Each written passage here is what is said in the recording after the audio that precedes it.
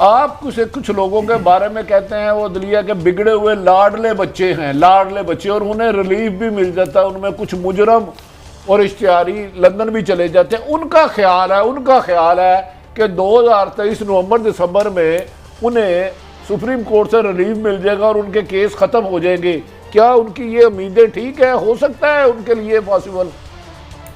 नहीं, मैं ये नहीं समझता, पर मैं आपको से बड़ी दिलचस्प बात करने लगा हूँ, ये मेरी जरा सुन लीजिएगा। पर ये हरगिज काजी फैज़ ईसा, जिनके बारे में मैं ऑब्जेक्टिव अपनी ओपिनियन दे रहा हूँ, मैं मारूदी, मैं कोई लगी लपटी नहीं कर रहा हूँ,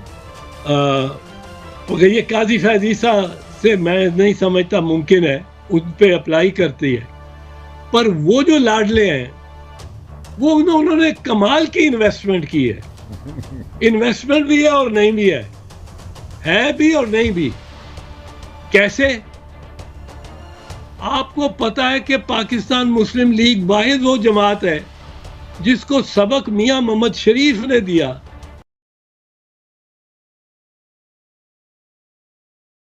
इस वक्त किताब ये रखी हुई है क्रॉस सॉर्ड, जिसमें शुजा नवाज जो भाई था आसिफ नवाज का, वो क्या इसमें कि मेरे हर कोर कमांडर को उन्होंने दे दी थी BMW। अच्छा, और हर सुप्रीम कोर्ट के जज को जितने जा सकते हैं, सुप्रीम कोर्ट के जज का क्या काम है और क्या किसी सियासी जमात से ताल्लुक है कि वो 5 सुप्रीम कोर्ट के जज आपने सेनेट में भेजे हो। आपको मालूम है अफजल लोन साहब, कौन से अफजल लोन साहब जिन्होंने वो कोऑपरेटिव में इनकी जान छुड़ाई, खलीलुर रहमान खान साहब जो बाद में फिर वो रेक्टर हो गए, इस्लामिक इस्लामिक यूनिवर्सिटी के रेक्टर बना दिए। फिर डॉक्टर जावेद इकबाल साहब जिनका एक कद काट था पर उनको जाती और इस पे फिर आपके मुझे और याद आ जाते हैं, एक मैं नाम नहीं ले रहा हूँ पर वो सब जानते हैं, एक जज साहब जिनकी सीट है, सीट उन्हीं को दी गई है, सुप्रीम कोर्ट के जज रहे, पर वो दे दी गई है उनकी भतीजी को। वो मौजूद है सेनेट में और वो सीट उनकी है। अच्छा, एक जज साहब को आप PCB का चेयरमैन बना देते हैं। उनको क्रिकेट का पता है, कोर्ट के जज को इतनी टैक्टिकल क्रिकेट हो रही है, आप उसको PCB का, एक को सदर पाकिस्तान, वहाँ वो रफीक तारर साहब पहले सेनेट में आए थे, इफ्तिज़ार साहब इसके पसे पड़ाए क्या हकायत क्या है, क्यों ऐसा किया जाता है? नहीं, होल्ड ऑन भट्टी साहब, अब जब जज बैठते हैं, अब सोचते होंगे फैसला आ गया है, केस लग गया है हमजा शहबाज का,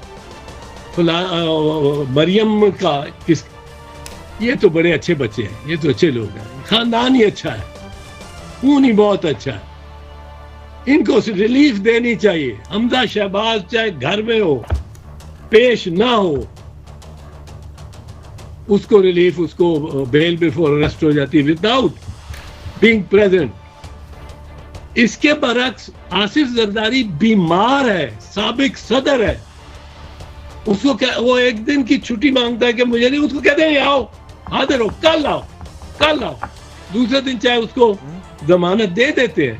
पर एक नौजवान कहाँ और एक आसिफ जरदारी साबिक सदर कहाँ? तो मैं ये कहता हूं जो शरीफ खानदान है, अब ये देखें ना, इसमें कोई गलत बात भी नहीं की कि आपने उस वक्त सेनेटर को बनाया जिस वक्त वो रिटायर हो चुके थे, उस वक्त सेनेटर बनाया।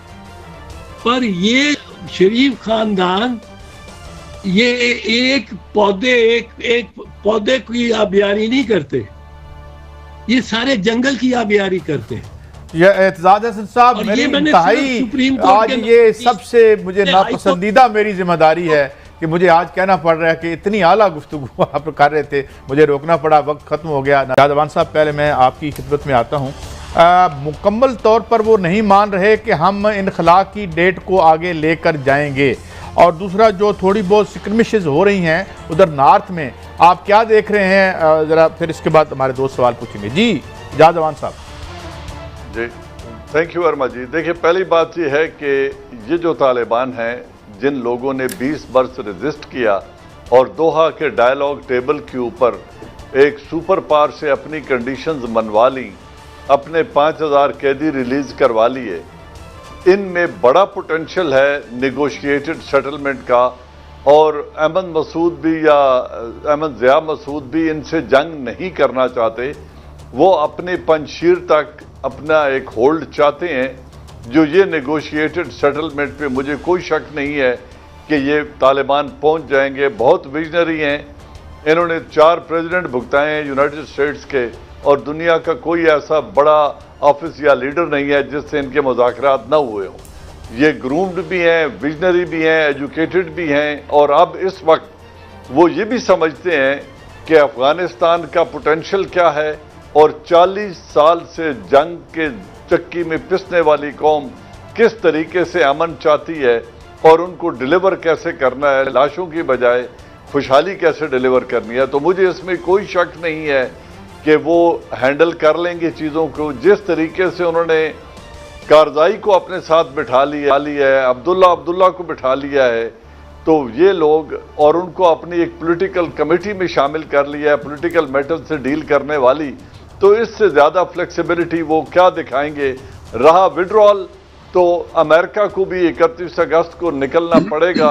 उन्होंने बड़ा दो टोक मैसेज दिया हुआ है कि otherwise it will have consequences, और वो अभी तक अपने वादे पे कायम है। पठान हैं, रिवायत पसंद हैं, ज़बान का पास भी रखते हैं। 31 अगस्त तक भी पर हमला आवर नहीं होंगे। और मेरे ख्याल में जिन्होंने 20 बरस उनको चैलेंज किया, उनको ये बात समझ आ जानी चाहिए कि 31 अगस्त का मतलब 31 अगस्त है।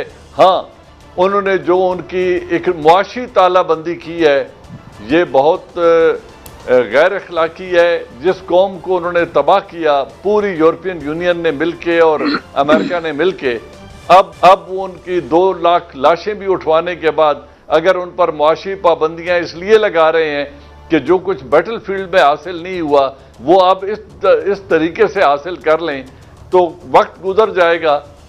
मगर ये हासिल नहीं हो पाएगा। कंट्रीज को चाहिए। जी अच्छा इजाज़ अमान साहब, ये आपकी बात आ गई, इस वैक्यूम को फिल करेंगी। बहुत सी बातें रह गई हैं, मगर मेरे पास कुछ फिगर मैं कल आपके साथ शेयर करूंगा कि जब हमने पहली दफ़ा हमला किया था तो उसकी स्टेट क्या थी। आप अगुस्त बंद ना रह जाएंगे कि कितना डेवलप्ड मुल्क था जिसको हमने खंडरात में बदल दिया। कल बात करेंगे इस पर। आज वक्त खत्म हुआ। इजाज़त, अल्लाह हाफिज़।